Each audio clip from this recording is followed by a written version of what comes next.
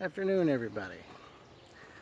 After the defeat at Gettysburg and Lee was moving his army back to Virginia, this was no easy task. It was a mammoth task, actually. It was difficult enough getting the army into Pennsylvania as it was, but now he had to go back on the heels of a defeat, carrying the wounded, and he also had a large number of Union prisoners. He actually, at the end of the third day, around the fourth day, sent a flag of truce over to General Meade, asking if he'd be willing to do a prisoner exchange, give him back his Union troops for some of Lee's Confederate troops, which would have greatly relieved Lee's burden. General Meade prudently refused this, which he knew it would just make Lee's life easier if he had more troops. And so there were a couple of skirmishes with Union cavalry. There was almost another full-on battle in Maryland at one point during the retreat, but Meade chose not to attack Lee on a fortified hill because he would have been doing exactly what Lee did to him in Gettysburg, and so he chose not to do that, and he wound up getting the whole army in, much to President Lincoln's disapproval.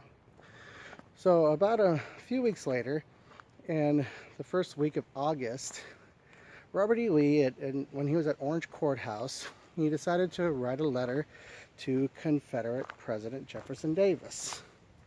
And he said, putting it in my own words, he said, "No one's more aware of my shortcomings than I am," because the press was just having a field day with him because of the failed campaign. And he says, "I know even I cannot accomplish what I want to do." And he says he would like to ask he asked the Confederate president to find a replacement for him who was better suited to lead the army. He offered his formal resignation as the result of the battle, because he took it quite personally.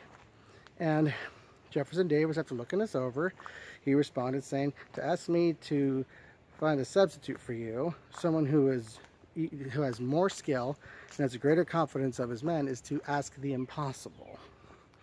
And because Robert E. Lee was one of the most beloved generals in American history. Very few, I don't know of any other general whose men completely loved him as much as the men of Army of Northern Virginia loved Robert E. Lee. In fact, they all referred to him as Marse Robert, which is a short version of Master, and they called him that as a term of endearment.